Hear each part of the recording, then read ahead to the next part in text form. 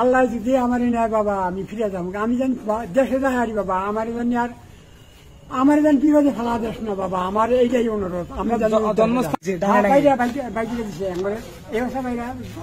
আমরা যাইছি বসে বসে আইছি আইসে যেমন ধান খাতে আমি পড়ে গেছিলাম, আমি উনি নুকি যাই যেমন বছর 2-2.5 ঘন্টার সময় আমি ওই অবস্থায় আসছিলাম। এগারো যখন সারা শব্দ না পাইছি তখন ধান খাত বিলিতে আমি দৌড়াইছি যেমন খালি লাশ মারে টস মারার পরে একজন উনি ঢুকা থাকছি একবার থাকার পরে যখন আজান যেমন আজান দিছে, যখন আজান দিছে তখন যেমন আমার একটা শক্তি আছে।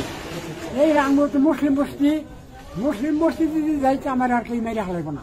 আমি যেমন ওই অবস্থায় খুব শুই আইয়ে যেমন মুসলিম বস্তিতে উঠছি, একটা চ্যাংরা যেমন গাড়ি নিয়ে যেমন পাতা নিয়ে যাবো, ওই চ্যাংরাটা আমি পাইছি কইছি বাবারে আমাকে পানি খেয়া, আমার আত্মা হুকা গেছে গা, আমাকে পানি খেয়া তাহলে ওই চ্যাংরাটা যেমন আমার কইছে বাবা তাহলে ওঠো গাড়িতে ওঠো, তাহলে আমার গাড়িতে পরে হোটেলে আমার কলা ভাত প্লেট বইটা খিলে তার বাড়ির বলে নিয়ে হাইরা কথাটা কোনটা ভাত বাইরে হাইরা গাড়ি ভাড়া দিয়ে আমার ওই স্টেশনে পাঠা দিছে।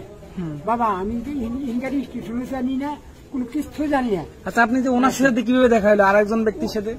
ওনার সঙ্গে দেখা হলো আমি যখন আমার গাড়িটা যখন স্টেশনে পাঠা দিছে আমি স্টেশনে শুয়ে রয়েছে। শুয়ে আছে? হ্যাঁ স্টেশনে শুয়ে রয়েছে। তখনকার থেকে দিন আমরা দুজন একলা ওই স্টেশনে থেকে ডাইরেক্ট আমি এই যে ইয়ে গেছি, ওটা ওই ওভার ব্রিজ আছে ওটা কি লালমনিহাট, ওখানে গেছি।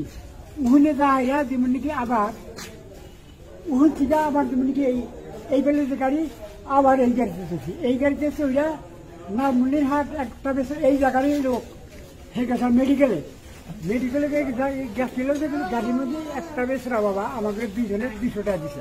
আচ্ছা আর ওই বেসরা যেমন কি কইছে বাবা নজর আমগরে মেতে থাইকা বাস খাইয়া আমগরে মেয়ে থাইকনি, রাত্রে 4 বাজে আসছিলাম থাইকা সকালে আয়া যেমনি আবার ওই ট্রেন পাইছি, ট্রেনে হাতি আয়া এই স্টেশনে পাইছি। বাবা আমি সেই অবস্থায় এই স্টেশনে যা আজ পর্যন্ত এই স্টেশনে আমি আসি বের করে দিছে মঙ্গলবারের দিন রাত্রে আমগরে, গত মঙ্গলবার রাতে। হ্যাঁ গত মঙ্গলবারের দিন কথাটা। আল্লাহ যদি আমার নেয় বাবা আমি ফিরে যাবো, আমি জানি দেশে যাই আর বাবা আমার জানি আর আমার যেন বিপদে ফেলা দেশ না বাবা, আমার এইটাই অনুরোধ। আমরা জন্মস্থান কোথায় আপনার? আমার জন্মস্থান আসাম। আসাম কোন জেলা? আমার জন্মস্থান জায়গা হইল বরপেটা ডিস্ট্রিক্ট।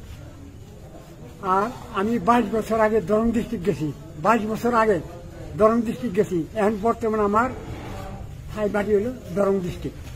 এই সন্দেহযুক্ত বাংলাদেশি বলে আমরা সন্দেহযুক্ত বাংলাদেশি সন্দেহ করে যেমন কি আমার 2 বছর জেলও খাচ্ছি আমি। জেল খাটার পরে যেমন কি আমি জানুয়ারির 21 তারিখে আমার ভোটার যেটা এসপি এই এসপি এটা নিজে এসে আমার নিয়ে গেছে, ভোটার এসপি আমার নিয়ে গেছে। নিয়ে যাওয়ার পরে যেমন কি আমি প্রত্যেক সপ্তাহে তারিখ মারি। আচ্ছা বুঝছি তার মানে আপনি আমরা সব বুঝে গেছি, আপনি তাহলে বাংলাদেশি মনে করে আপনাকে জেলে পড়ছিল। হ্যাঁ